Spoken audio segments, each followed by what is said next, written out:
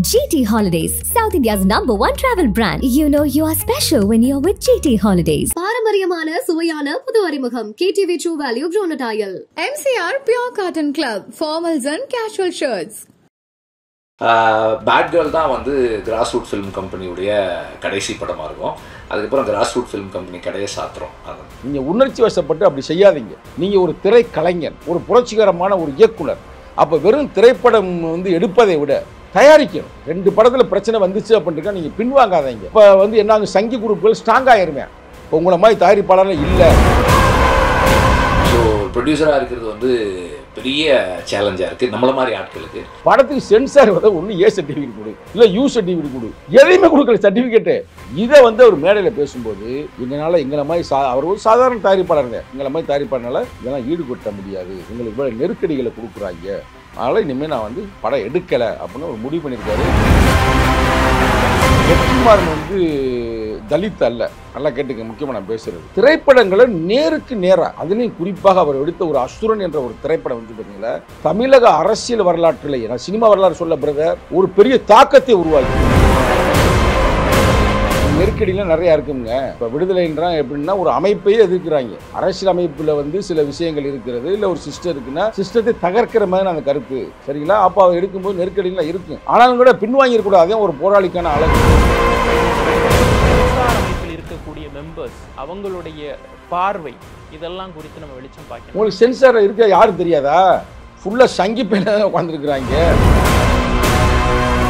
Sensor பத்தி பேசுறப்ப தேசிய விருதுகளுடைய அங்கீகாரம் குறித்து நம்ம பேசணும்னு நினைக்கிறேன். ஆனா இவங்க அப்படி கொடுக்க மாட்டாங்க. இவங்க கொடுத்தது பூரா அதை எடுத்து லிஸ்ட்டை பாருங்களேன், எல்லாம் வந்து சங்கிகளுக்கு ஆதரவான படங்களுக்கு தான் கொடுத்துருக்காங்க. வணக்கம். விடுதலை சிறுத்தைகள் கட்சியிலிருந்து சங்கத்தமிழன் அவர்கள் நம்மோடு இணைந்துள்ளார். வணக்கம் சார். வணக்கம் சார். இயக்குனர் வெற்றிமாறன் அவர்கள் வந்து ஒரு விழாவில் பேசுகிறப்ப ஒரு அதிர்ச்சிகரமான ஒரு விஷயத்தை வந்து சொல்கிறார். என்ன அப்படின்னா, அவர் தொடர்ந்து திரைப்படங்கள்லாம் வந்து தயாரித்து வெளியிட்டு இருந்தார். சமீபத்திய அவருடைய அனுபவங்கள்ல இருந்து இனிமே நான் வந்து படங்கள் தயாரிக்கிறதா இல்லை, அந்த நிறுவனத்தையே வந்து நான் மூட போகிறேன் அப்படின்னு சொல்லியிருக்காரு. ஒட்டுமொத்தமாக அதை எப்படி பார்க்குறீங்க சார்? ஏன்னா தொடர்ந்து சமுதாயம் சார்ந்து நிறைய விழிப்புணர்வு திரைப்படங்களே அவருக்கு பேனர்ல இருந்து நம்ம பார்த்துருக்கோம். இந்த திடீர் முடிவு உங்களுடைய கருத்து சார்? மிக வருத்தமான ஒரு துயரமான ஒரு செய்தி. அந்த செய்தியை எப்படின்னா, வெற்றிமாறன் வந்து தலித் அல்ல, நல்லா கேட்டுக்க. முக்கியமாக நான் பேசுகிறது, ஒரு தலித்து விடுதலையை வந்து தலித்துகள் மட்டுமே வென்றெடுக்க முடியாது. தலித்து அல்லாத சக்திகள் எல்லாம், ஜனநாயக சக்திகள் எல்லாம், தோழமை சக்தியெல்லாம் சேர்ந்தாதான் வெறும் தலித்து மட்டுமல்ல, கடைநிலையில் கிடக்கிற மனிதனுக்கான ஒரு பாதுகாப்பு, ஒரு ஜனநாயக பாதுகாப்பு கிடைக்கும் என்பது ஒரு கான்செப்ட். இது எங்கள் தலைவருடைய கான்செப்ட், எழுச்சித்தனுடைய கான்செப்ட். அந்த கான்செப்டில் திரைப்படம் வந்து ஒரு முக்கிய பங்கு வகிக்கிறது. குறிப்பாக தமிழ்நாட்டில் வந்து நீங்கள் வந்து நிம்மதி எங்கே தேடுறாங்கன்னா சினிமாவில் தான் தேடுறேன். சரி, நிம்மதியை தான் தேடணும்னு விடுறா, பொழுதுபோக்கை தேடின விடுறான்னா தலைவனே அங்கே தான் தேடுறேன். அது தமிழ்நாட்டுடைய தலையெழுத்தா இல்லை வெக்கக்கேடா மானக்கேடான்னு தெரியாது. பட் பௌத்த கோட்பாடே அது உண்மையை நம்ம ஏற்றுக்கொள்ளணும். ஒரு கான்செப்ட், ரைட், இதுதான் உண்மை. ஆனால் இதிலிருந்து நல்லதை எப்படி செய்ய போகிறோம் அப்படின்னு தான் இங்கே இருக்கிற முக்கியமானது. பௌத்தம் சொல்கிற 4 உண்மைகளில் கூட அது உண்மை. உனக்கு வலிக்குதுன்னா ஆமாம் வலிக்குது, அந்த வழியிலிருந்து எப்படி நிவாரணத்தை தேடுவது, இதுதான் ஃபண்டமெண்டல் ஆஃப் புத்திசம். அதில் வந்து நம்ம பார்க்கும்போது இன்றைக்கி சினிமாவும் அரசியலும் பின்னி பிணைந்து கிடக்கிறது. அப்போ இன்று குறிப்பாக சில ஆண்டுகளாக திரைப்படத்தில் பெரிய பெரிய மாற்றங்களை கொண்டு வந்தது அன்பு தம்பி ரஞ்சித். அதை நீங்கள் மறுக்க முடியாது. இன்றைக்கி அவரை தொடர்ந்து பல இயக்குநர்கள் வந்து கொண்டிருக்கிறார்கள். அது ஒரு வரலாறு. ஆனால் அந்த வரலாற்றையெல்லாம் விட நம்ம பார்வை முக்கியம் இல்லை. திரைப்படங்களை நேருக்கு நேராக, அதுலேயும் குறிப்பாக அவர் எடுத்த ஒரு அசுரன் என்ற ஒரு திரைப்படம் வந்து பார்த்தீங்களா, தமிழக அரசியல் வரலாற்றிலேயே, நான் சினிமா வரலாறு சொல்ல பிரதர், ஒரு பெரிய தாக்கத்தை உருவாக்கியது. நேரடியாக எடுக்கிறாரு. பஞ்சம் நிலமா, ஒரு தலித்தா, அங்கே என்ன பிரச்சனை, அடித்தா நாங்கள் என்ன செய்வோம், உங்களுக்கு புரியுதா? மறைச்சுக்கிற அதெல்லாம் எப்படி சென்சாரில் விட்டாங்கன்னு தெரியல. ஆனால் அவ்வளவுக்கு போராடி அதை கொண்டாந்து கொடுத்தார். அவ்வளோ பெரிய ஒரு இயக்குனர். இந்த நேரத்தில் வந்து அவருக்கு நன்றி நான் தெரிவித்துக் கொள்கிறேன். அவ்வளோ பெரிய இயக்குனர் வந்து அவர் என்ன நினைக்கிறாருன்னா, நம்ம மட்டும், அவரெல்லாம் இப்போ நல்ல சம்பளங்க, பெரிய சம்பளம், சாதாரண சம்பளம்லாம் இல்லை. ஏன்னா அவர் படம் எல்லாமே வெற்றி பெறமில்ல. அப்போ நம்ம வெறும் படத்தை இயக்கி கொண்டிருந்தாலும் மட்டும் பத்தாது, நம்ம ஒரு தயாரிப்பு நிறுவனங்களை வச்சு இன்னும் இளைஞர்களை நம்ம உருவாக்குவோம் அப்படின்றதுக்காக ஒரு பள்ளிக்கூடமே வச்சுருக்கிறாரு. அதாவது நடிப்பு சம்பந்தம், திரைப்படம் சம்பந்தப்பட்ட பள்ளிக்கூடம், அதை திறந்து வச்சது எங்கள் தலைவர் தான். ரைட்டா? அது பேர் எனக்கு மறந்து போச்சு, அந்த திரை பள்ளிக்கூட பேர். அதில் வந்து எப்படின்னா பணம் இல்லாமல் நல்ல ஒரு கலைநுட்பத்தோடு இருக்கிற ஏழை எளிய மக்களுக்கு அவர் நல்லா சொல்லிக் கொடுக்குறாரு, மாணவர்களுக்கு. அதோடு சேர்ந்து ஒரு தயாரிப்பு நிறுவனம் வச்சு அதிலிருந்து வர நல்ல மாணவர்களை இயக்குனர் ஆக்குவது, அப்படி நல்ல புரட்சிகரமான படங்களை தான் இயக்கினது மட்டுமல்லாமல் தயாரித்து வந்தார். அதில் வந்து என்னுடைய அன்பு நண்பர் அறம் இயக்குனர் இருக்கார் பார்த்தீங்களா, கோபி நயினார், அவர் ஒரு படம் எடுக்கிறார் மனுஷின்னு. நீண்ட இடைவெளிக்கு பிறகு அவர் எங்கே படம் எடுத்தாலும் அவருக்கு நெருக்கடி கொடுத்து விட்ருவாங்க. அவர் இதில் சூப்பராக ஒரு படத்தை எடுத்தார். நம்மகிட்ட கதையெல்லாம் சொன்னார், சூப்பர் தலைவா, வாழ்த்துக்கள், வெற்றி பெறு தலைவானா. திடீர்னு சென்சாரில் போட்டாங்க. அவர் கம்யூனிஸ்ட் பேசிக்காக விடுதலை சிறுத்தையாக இருந்தாலும் கூட அவர் கம்யூனிஸ்ட் தான் இருந்து உள்வாங்கி கம்யூனிஸ்டத்தையும் அம்பேத்கரையும் முழுமையாக படித்தவர். அதை முழுமையாக எடுத்துக்க தம்பி அப்படின்னு விட்டார் அவருக்கு. யார்? வெற்றிமாறன். அவர் நல்லா வச்சு ஃபுல்லாக எடுத்து விட்டார். சென்சாருக்காரன் பார்த்துட்டு அவன் பயந்து போயிட்டாங்க. என்னங்கடா அப்படி இருக்கு அப்படின்னு சொல்லி படத்துக்கு சென்சார் வந்து ஒன்று ஏ சர்டிஃபிகேட் கொடு, இல்லை யூ சர்டிஃபிகேட் கொடு, எதையுமே கொடுக்கல சர்டிஃபிகேட்டு. உங்களுக்கு புரியுதா? இந்த காட்சியெல்லாம் மாற்றுங்க அப்படின்னும் போது இவங்க சில காட்சிகளை மாற்றிருக்கிறாங்க, திருப்பியும் போட்டுக்காரு. ரெண்டு முறை ஸ்க்ரீனிங் பண்ணியிருக்காங்க, அப்போயே அவங்க கொடுக்கல. கொடுக்காமல் இருக்கும்போது அண்ணன் நேரம் எங்கே போயிட்டார், நம்ம வெற்றிமாறன் அண்ணன் நேர கோர்ட்டுக்கு போயிட்டார். நீதிபதி அதை படத்தை பார்த்துவிட்டு அப்படி ஒன்றுலாம் தவறலாம் இல்லை, 2-3 சீனை தவிர மற்றெல்லாம் கரெக்டு, அவங்களுக்கு சர்டிஃபிகேட் கொடுங்கன்னு இப்போ வந்துட்டாங்க. அது ஒரு பாயிண்ட் முடிஞ்சு. அதே மாதிரி பேர்டு கேர்ள்ஸ்னு ஒரு படத்தை வந்து அது என்னன்னு கதை நமக்கு தெரியாது, யாருன்னு இதனால் நமக்கு தெரியும், இயக்குனர் நம்ம நண்பர்கள்லாம் நம்ம பேசுவோம், அது யாருன்னு தெரியாது, அது ஒரு கதை எடுத்திருப்பாங்க அவருக்கு. அதுலேயும் பெரிய சிக்கலாகி இப்போதே சர்டிஃபிகேட் கிடச்சிருக்குது. இதை வந்து அவர் மேடையில் பேசும்போது எங்களை மாதிரி அவர் ஒரு சாதாரண தயாரிப்பாளர் தான், எங்களை மாதிரி தயாரிப்பாளர்னால இதெல்லாம் ஈடுகட்ட முடியாது, எங்களுக்கு இவ்வளோ நெருக்கடிகளை கொடுக்குறாங்க, அதனால் இனிமேல் நான் வந்து படம் எடுக்கலை அப்படின்னு ஒரு முடிவு பண்ணியிருக்காரு. நான் நம்மளுடைய அன்பு தோழர் தான், அன்பு தோழருக்கு கலெக்டா யூடியூப் மூலமாக ஒரு அன்பான கோரிக்கை வைக்கிறேன். நீங்கள் உணர்ச்சி வசப்பட்டு அப்படி செய்யாதீங்க. கரெக்டாக உங்களை பொறுத்து நல்ல பழக்கம் நமக்கு. அவர் காசு பணம்லாம் பார்க்கக்கூடிய ஆள் இல்லை, பணத்துக்காக போகக்கூடிய ஆளும் இல்லை. ஆனால் நீங்கள் இதுமாதிரி தொடர்ந்து போராடணும். இப்போ நாங்கள் அரசியல் எங்களுக்கு எவ்வளோ நெருக்கடி வரும். இப்போ எங்கள் தலைவர்லாம் பல முறையே சொல்லியிருக்காரு, கட்சியை கலைச்சி விட்டுவிட்டு அமையாக இருந்துடலாம் உங்களுக்கு, அவ்வளோ பிரச்சனை இருக்குன்னு சில நேரம் எங்கள்கிட்ட தனியாக பேசும்போது, சரிங்களா? அப்போ அவ்வளவு நெருக்கடியும் மீறி தானே நாங்கள் விளையாடிக்கிட்டு இருக்கோம் களத்தில் மக்களுக்காக. அப்போ நீங்கள் ஒரு திரைக்கலைஞர், ஒரு புரட்சிகரமான ஒரு இயக்குனர். அப்போ வெறும் திரைப்படம் வந்து எடுப்பதை விட தயாரிக்கணும். 2 படத்தில் பிரச்சனை வந்துச்சு அப்படின்ட்டுருக்கா நீங்கள் பின்வாங்காதீங்க.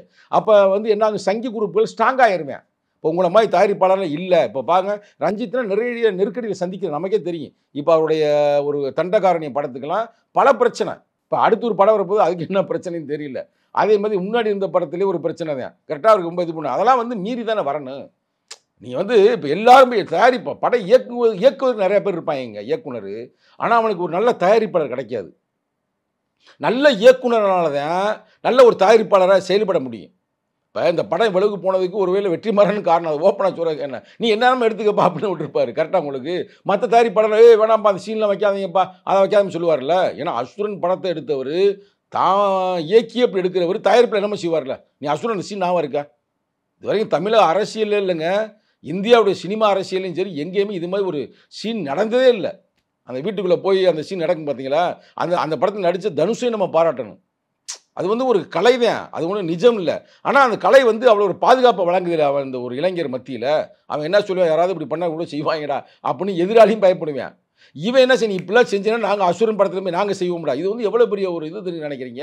ஒரு போராளிக்கு நீங்கள் என்ன நினைக்கிறீங்க அளவுகோல்? ஒரு போராளி வந்து ஒரு பாயிண்ட் தாங்க, பொறுக்கி பயலுக்கு அந்த ஒரு பாயிண்ட் தான். அந்த போராளி எப்படி உருவாகிறான்னா, அவன் வாழ்க்கை நடந்த இல்லை கண்ணால் பார்த்த அந்த வழிகளுக்கு துயரத்திற்கு என்னடா தீர்வு அப்படின்பாங்க, அவன் போராளியாக மாறுறான். இங்கிட்டு பொறுக்கி போய் என்ன பண்ணுறான், அவன் உன்னை பார்க்குறான், அவன் சிலதை பார்த்து முடிச்சு அவன் மாறுறான். சொல்ல போனா விஜயகாந்த் அவர்களுடைய எத்தனையோ ரத்த வரிகளை எங்கள் முதுகினில் தந்தவரேன்னு அந்த பாட்டை வந்து அப்படியே நிஜத்துல எடுத்து காட்டியிருப்பாரு. கரெக்டா சொன்னீங்க, என்ன விட நீ தெளிவா சொன்னீங்க.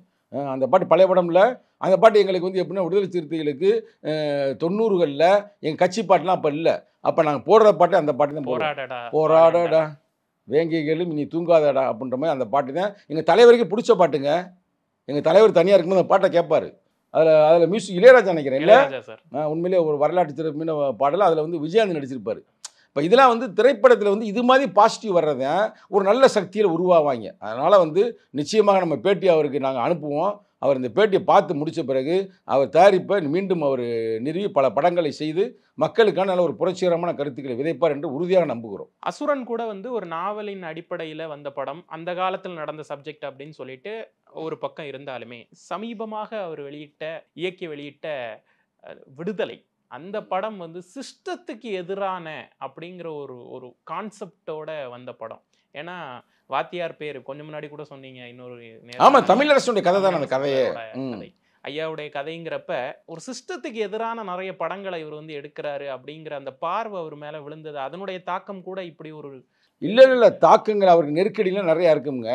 இப்போ விடுதலைன்றான் எப்படின்னா ஒரு அமைப்பையே எதிர்க்கிறாங்க. அரசியல் அமைப்பில் வந்து சில விஷயங்கள் இருக்கிறது, இல்லை ஒரு சிஸ்டம் இருக்குன்னா சிஸ்டத்தை தகர்க்கிற மாதிரி அந்த கருத்து சரிங்களா. அப்போ அவர் எடுக்கும்போது நெருக்கடிலாம் இருக்கும். ஆனாலும் கூட பின்வாங்கிடக்கூடாது. அதே ஒரு போராளிக்கான அழகு. ஒரு போராளி வந்து அந்த படத்தில் உங்கள் கதையை சொல்லி அசுரனில் வந்து அவன் பயந்துக்கிட்டு வீட்டுக்குள்ளே போகாமல் இருந்திருந்தானா, முதலாளி தானே, முதலாளி ஒன்றும் செய்யக்கூடாது நிறுத்தியிருந்தானா, செய்யலை செஞ்சான்ல. ஆனால் உங்களுக்கு 1000 நெருக்கடிகள் வந்தால் நீங்கள் களமாடணும். நாங்கள் சொல்லுவோம், நெருக்கடிகள் சூழ்ந்த போதும் கொள்கை நெறிப்படியே வாழ்தல் வீரம், நெருப்பு அலைக்குள் வீழ்ந்த போதும் அடிமை நெறி மீறி பாய்தல் தான் தீரம். அதுதான் வந்து அவர் செய்யணும். அதுக்காக டக்குன்னு அவர் சொல்லிட்டாரு, நான் கடையை மூட போகிறேன்றாரு. கவனிக்கலாம் கவனிக்கலையா? கடையை மூடுறேன், கடையெல்லாம் மூடக்கூடாது, கடையை திருப்பி திறந்து விடுங்க. அவ்வளோ வருத்தம் அவருக்கு இருக்கனால வருத்தம் இருக்கட்டும்ங்க. அதுக்காக வந்து பின்வாங்கலாமா? நீதிமன்றம் வரைக்கும் போய் போராடுறாருல விடலையில. அந்த படத்தை சரி என்னடா சிக்கல்னு தூக்கி உள்ளே போடாமல் நீதிமன்றத்தில் போய் நீதிமன்றம் பாசிட்டிவாக சொல்லுதில்ல. இப்போ அந்த படத்துக்குள்ள ரொம்ப நிறையா வந்துச்சு. பேர்டு கேர்ள்ஸுக்கு அந்த ட்ரெய்லர் பார்த்தீங்களா, ரொம்ப மோசமான பதிவெல்லாம் வந்துச்சு. ஆனால் மீறி தானே எடுத்துருக்கிறாரு. அப்போ உங்களை மாதிரி ஆள் தானே எடுக்கிறதுக்கு தைரியம் இருக்குது. மற்றவே அந்த பக்கத்தே போக மாட்டாங்களே. இப்போ ரஞ்சித் எடுக்கிறது வேறங்க. அவர் நேரடியாக பாதிக்கப்பட்டிருக்காரு. அவர் வழி எடுக்கிற அவர் வந்து அந்த பிஸ்னஸாக பார்க்கல. நம்மளுடைய வழியை பதிவு செஞ்சுட்டு அவர் போகிறாரு. அவர் ஒன்று வெற்றி பெற்றார்னா தோல்வி விட்டார்னா அவருக்கு ஃபீல் பண்ணல. இன்னும் கூட இவர் அளவுக்கு அவர் சொல்லலை. அதையும் சொல்கிறேன். இப்போ நமக்கு ரஞ்சித் நம்ம நண்பராக இருந்தாலும் கூட இவர் அளவுக்கு சொல்லவும் முடியாது. அது வெற்றிமாறன அளவுக்கு ரஞ்சித்தோ இல்லை இன்னொரு தம்பி இருக்காரு மாரி செல்வராஜோ, இல்லை இப்போ வரப்போகிறார் ஒருத்தர் அதிகநாதிரை அவரோ, இல்லை அடுத்து வரப்போகிறார் மோசஸ், இவங்களால தைரியமாக சொல்லுவாங்களா என்னன்னு சொல்ல முடியாது. ஆனால் அவர் சொல்லியிருக்கிறார்ல. இப்போ நீங்கள் பாருங்கள், காலாவா அந்த படம், காலா தான் நினைக்கிறேன், காலாவா கபாலியா, கபாலி இல்லைங்க வண்டியோட அடிச்சு காலி பண்ணி முடிச்ச அப்புறம் இவரே காலி பண்ணிட்டு ரஜினியை, காலா தானே, காலா தான் அந்த படம். அப்போ அவள் குடும்பத்தை போய் காலி பண்ணுற அளவுக்கு எல்லாம் பண்ணுற அளவுக்கு நீ அவளை எளிமையாக இருக்கிறீல்ல. அவர் அந்த படத்தை ஒரு கலைநயத்தோடு சொல்லியிருப்பார். அப்போ நாங்கள் ரொம்ப ஃபீல் பண்ணிட்டேன். இந்த படம் வந்து அப்படி இருக்குது. அவளை நெருக்கடி ரஜினி கொடுப்பாங்களேங்க படம். நான் இருக்கேன், நான் அவளை எல்லாம் கொடுத்து கடைசியாக கொண்டு போடுறாங்கல்ல. இவர் கலராக வந்து இல்லை கிளைமேக்ஸில் வருவார்.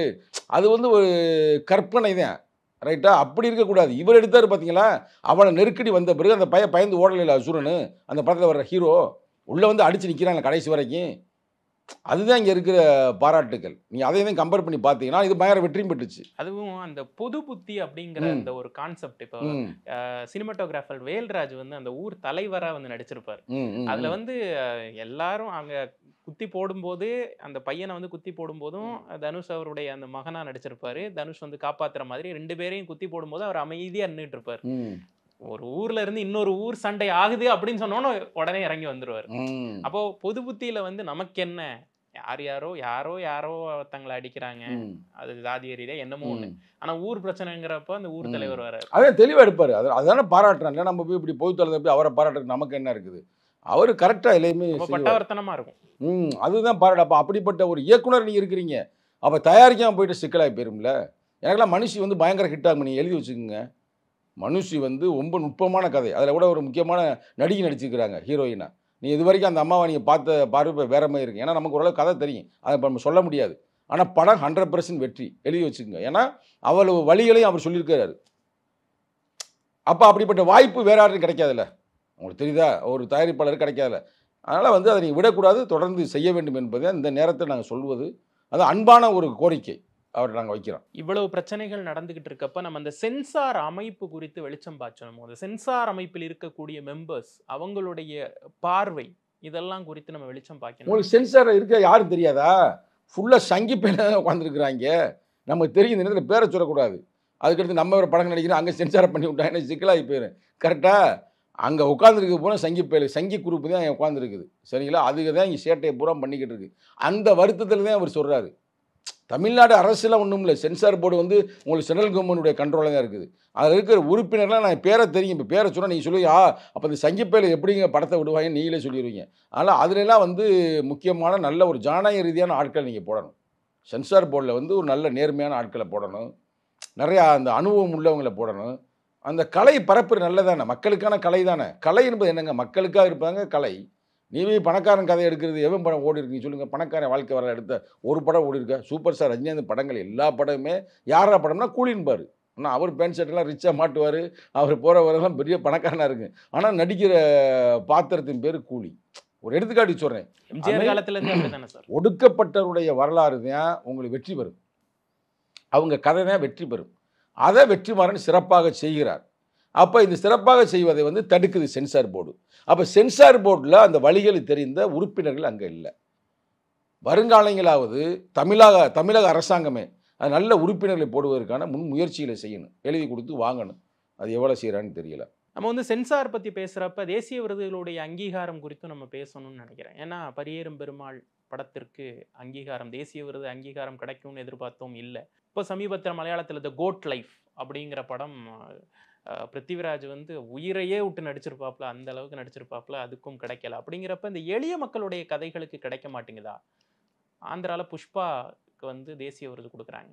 இப்போ தெரியுதா எப்படி சங்கிப்பையில் வேலை பார்க்குறாங்கன்னு? ஆக்சுவலாக வந்து நீ ரஞ்சித்துடைய கடைசி படம் பெருசாக போகலை, ஆனால் கதை சரியான கதை. அது என்ன படம் பேர் என்னது? தங்கலான் சார். தங்கலான். அந்த படம் நீங்கள் பார்த்துருப்பீங்க. அதனால் கதை ஒரு நுட்பமான கதை தான், நல்ல ஒரு கதை அம்சத்தோடு. அவர் வந்து ஒன்றும் பெருசாக படம் வெற்றி பெற வேண்டாம், நல்ல கதை அம்சத்தோடு இருக்கணும்னு எண்ணத்தில் எடுத்தாரான்னு தெரியல, அது மேலே எடுத்திருப்பார். அப்போ அவங்களுக்கு படம் ஓடாட்டினாலும் இது மாதிரி அவார்டு கொடுக்கும்போது அவங்களாம் மகிழ்ச்சி அடைவார்கள். அடுத்தடுத்து அப்படிப்பட்ட கலைஞர்கள் உருவாவாங்க. ஆனால் இவங்க அப்படி கொடுக்க மாட்டாங்க. இவங்க கொடுத்தது பூரா அதை எடுத்த லிஸ்ட்டை பாருங்களேன், எல்லாம் வந்து சங்கிகளுக்கு ஆதரவான படங்களுக்கு தான் கொடுத்துருப்பாங்க. அதனால் வந்து அதெல்லாம் மாற்றி அமைக்கணும். எந்த இதோட முடிஞ்சிடும் எங்களுக்கு சோழி. நீ ஒன்றும் கவலைப்பட தேவையில்ல. இதுதான் கடைசி ஆட்சி பிஜேபிக்கு. அடுத்து காங்கிரஸ் ஆட்சி வரும் பொழுது நிச்சயமாக ராகுல் காந்தி தலைமையில் ஒரு நல்ல ஒரு முடிவு இந்த டிபார்ட்மெண்ட்டுக்கே வரும், சினி டிபார்ட்மெண்ட்டுக்கு நிச்சயம் வரும். நீங்கள் பாருங்கள், எல்லா படமும் நல்ல நல்ல படத்துக்கு எந்த படத்துமே அவங்க கொடுக்கல. நீங்கள் எடுத்து பல வரலாறு நீங்கள் பாருங்களேன், நல்ல கதை அம்சம் உள்ள படங்கள், நல்ல ஒரு நடிப்பு உள்ள படங்கள் எதுக்கும் கொடுக்குறவங்க கொடுத்து பூரா மசாலா படங்களுக்கு தான் கொடுத்துருக்குறாங்க. இன்னமும் சொல்லப்போனால் மோடியை வச்சு கதை எடுத்து அது கூட கொடுத்துருவாங்க. ஒரு கதை ஒரு படம் எடுத்து வச்சுருக்கிறாங்களாம். ஒரு பக்கம் இந்த மாதிரியான ஒரு விஷயம்லாம் போயிட்டு இருக்கப்ப சினிமா வந்து ஒரு ஆயுதம். அது வந்து நல்லதையும் அது வழியாக பரப்பலாம், கெட்டதையும் பரப்பலாம். அப்படிங்கிறப்ப சமீப காலமாக சில திரைப்படங்கள் பெரிய சர்ச்சைக்குள்ளாச்சு. மத ரீதியான ஒரு மோதலையே தூண்டுற வகையிலான படங்கள் எல்லாம் வந்து பெரிய அளவில் ஓடிச்சு அப்படின்னு சொல்லலாம். ஃபைல்ஸ், காஷ்மீர் ஃபைல்ஸ், அந்த மாதிரியான படங்கள்லாம். அதுக்கு பிறகு தொடர்ந்து கேரளா பற்றியான படம், இதையெல்லாம் வந்து ஒரு சினிமா ஒரு ஆயுதமாக பயன்படுத்துகிறாங்கல்ல. அதாவது எப்படின்னா, நான் வந்து பழைய வரலாறே சொல்கிறேன். இவர் இருக்கார் பார்த்தீங்களா, ஸ்டாலின். அவர் வந்து காலகட்டத்திலேயே அவர் வந்து திரைப்படங்கள் மூலமாக கருத்துக்களை பரப்புவதற்காக தனியாக பட்ஜெட்டே ஒதுக்கி உலகளாவிய படங்கள்லாம் எடுத்தாங்க. அந்த படங்கள்லாம் பயங்கரமான வெற்றி பெற்றது. ஆனால் அப்போ வந்து கேட்குறாங்க, எப்படி நீ இவ்வளோ சிறப்பாக உங்களால் வெற்றி பெற முடியுது இந்த படம்னா? அவன் சொன்னதுங்க, அந்த படம் பேர் சிப்புன்னு ஏதோ வரும், படம் மறந்து போச்சு பேர். அவர் சொன்னது என்னென்னா, நாங்கள் உண்மையான வழியை நாங்கள் எடுக்கிறோம், மக்களுடைய பாதிப்பை நாங்கள் எடுக்கிறோம், தொழிலாளர்களுடைய பிரச்சனை எடுக்கிறோம், அதனால் படம் ஓடுது. உங்களால் எந்த காலத்துலையுமே அப்படி படங்களை நீங்கள் எடுக்க முடியாது, ஏன்னா உங்களுக்கு அந்த வழியே உங்களுக்கு தெரியாது, புரியாது, எப்படி உங்களால் எடுக்க முடியும் அப்படின்னு அவர் அந்த காலத்தில் கொடுத்த ஸ்டேட்மெண்ட்டு. அந்த ஸ்டேட்மெண்ட் உங்களுக்கு இப்போ நிகழ்காலத்திலையும் உங்களுக்கு பொருந்தும். இப்போ நிகழ்காலத்தில் நீங்கள் பாருங்கள், வெற்றி பெற்ற படங்கள் எல்லாமே நல்ல ஒரு கதை அம்சம் உள்ள படங்களை வெற்றி பெற்றிருக்கு மக்கள் மத்தியில். ஆனால் நீங்கள் சொல்கிற அந்த காஷ்மீர் பையன் படம் வெற்றி பெறலை, இவங்க போட்டு பார்த்தாங்க. தேர்தலுக்கு, கர்நாடகா தேர்தலுக்கு அதை பயன்படுத்தினாங்க. ஆனால் கர்நாடகா தேர்தலே போச்சுல, படம் பெருசாக ஓடலை. எங்கேயுமே போய் மோடி பார்க்குறாரு, அங்கிட்ட அந்த சாமியார் பார்க்குறாரு, உத்தரப்பிரதேசோடைய சிஎம் பார்க்குறாரு. இது மாதிரி ஆட்கள்லாம் பேசுனாங்களே தவிர அது ஒரு சமுதாயத்திற்கு, ஒரு மதத்திற்கு நேர் எதிரான கருத்து.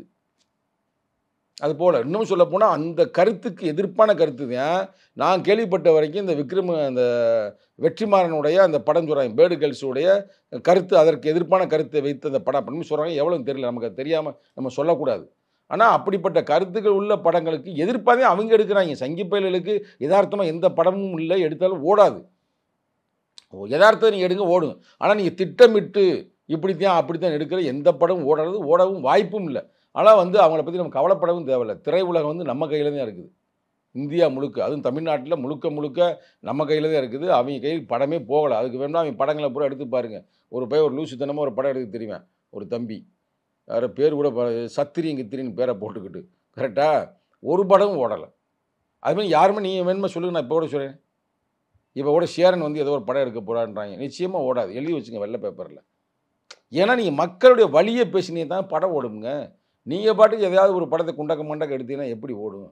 அதில் கூட ஓடுறதுக்கும் வாய்ப்பு இருக்குது. நீ உண்மையிலே அவரை வந்து யாரா ஐயா ராமதாஸை ஒரு புரட்சியாளராக நீங்கள் காட்டினேன்னா, பழைய காலகட்டங்களை காட்டினேன்னா ஓடும். அதை விட்டு அவர் நாடக காதல் அப்படின்னு சொல்லி இன்றைக்கி அவரே 2 மனைவியோட உட்காந்துருக்கிறாரு. அப்போ அவன் கேள்வி கேட்பான்ல, படம் பார்க்குற என்ன மாதிரி ஆள் கேட்பான்ல, என்னடா இது நாடக காதல்னாங்க இப்போ கிளைமேக்ஸில் எப்படி வந்து முடியுது அப்படின்னு பார்ப்பாங்கல்ல. இப்போ அவர் இதே எடுத்தானே ஆகணும். இப்போ நம்ம தான் பார்த்தா அந்த அம்மாவோட மூத்த மனைவியோட பிறந்தநாள் கொண்டாடுறாரு, அடுத்து இன்னொரு மனைவியோட பிறந்தநாள் கொண்டாடுறாரு. இப்போ 2 படத்தையும் வைப்பாங்கல்ல. அதனால் மக்கள் வந்து நம்மளோட விவரமாக இருக்கிறாங்க. நீங்கள் வந்து வெறும் கட்டுக்கதையவோ இல்லை பழங்காலத்து கதைகளையோ நீங்கள் எடுத்து எழுதினா படம் ஓடாது. நம்ம பழமைவாதம் ஓடாதுங்க. நீங்கள் புரட்சிகரமான கருத்துக்களை வச்சாதான் படம் ஓடும். அதான் இங்கே இருக்கிற யதார்த்தம். இப்போ இவங்களுக்கு கூட என்ன சிக்கல்னா, இவங்க ரொம்ப புரட்சிகரத்தை வச்சுடுறாங்க, அதே சென்சார்லாம் கொடுக்க மாட்டுறாங்க. அதனால் இவங்களும் கொஞ்சம் தயாரிப்பாளர் வழிகளெல்லாம் உணர்ந்து இயக்குனர்கள் ரொம்பவும் அதை போகாமல் நாசுக்காக வைக்கணும், டெக்னிக்கலாக வைக்கணும். ஏன்னா காசு போட்டவன் பாவம் இல்லை, அவன் ரோட்டை பின்டான என்ன ஆகுறது? ஆழப்பழத்தில் ஊசி மாதிரி. அவர் என்ன சொல்கிறாருன்னா, நான் கடனுக்கெல்லாம் கடன் வாங்கி நான் படம் எடுத்திருக்கேன்னு நான் சொல்கிறாரு பார்த்தீங்களா? அப்போ அப்படிப்பட்ட ஆளை போய் ரோட்டில் விடக்கூடாது. உன்னை நம்பி ஒரு படம் கொடுக்குறாங்க, அந்த படம் முடிஞ்ச வரைக்கும் வெற்றி பெறணும், முடிஞ்ச வரைக்கும் அந்த கருத்தும் சொல்லணும். நீ படத்தையே வெளியிட முடியாத அளவுக்கு நீ எடுத்தேனா நம்மளால் போய் சென்சார் போர்டை இப்போ மாற்ற முடியாது. சென்சார் போர்டு இருக்கிறவங்க தான் இருப்பேன். ஏதோ நீதிபதி இன்றைக்கி நமக்கு சாதகமாக சொல்லிட்டாரு, நீதிபதி நமக்கு எதிர்ப்பு. அங்கே ஒரு சங்கி நீதிபதி இருந்திருந்தாரு, நீதிபதி நிறையா சங்கியெல்லாம் இருக்கிறாங்க, அதே இருக்கிறாங்க. அதே நீதிபதியில் சில நல்ல ஒழுக்கம் சார்ந்த உச்ச நீதிமன்றத்துடைய புரட்சி அம்பேத்கருடைய அவதாரமாகவே அடுத்த பிறப்பாகவே இருக்காரு, அது வேறு பிரச்சனை. ஆனால் எல்லாம் அப்படி சொல்ல முடியாது. அதனால் நம்மளே கரெக்டாக எடுக்கும் பொழுதே தயாரிப்பாளருடைய மனநிலையை உணர்ந்து படம் எடுத்தாங்கன்னா வெற்றி பெறும். வெற்றி பெற வாய்ப்பு இருக்கிறது. தொடர்ந்து பேசுவோம் சார் நிறைய விஷயங்களை. உங்களோட கருத்திற்கும் நேரத்திற்கும் நன்றி. நன்றி, வணக்கம். GT Holidays, South India's #1 travel brand. You know you are special when you're with GT Holidays. பாரம்பரியமான சுவையான புது அறிமுகம் KTV True Value Grown Attire. MCR Pure Cotton Club, formals and casual shirts.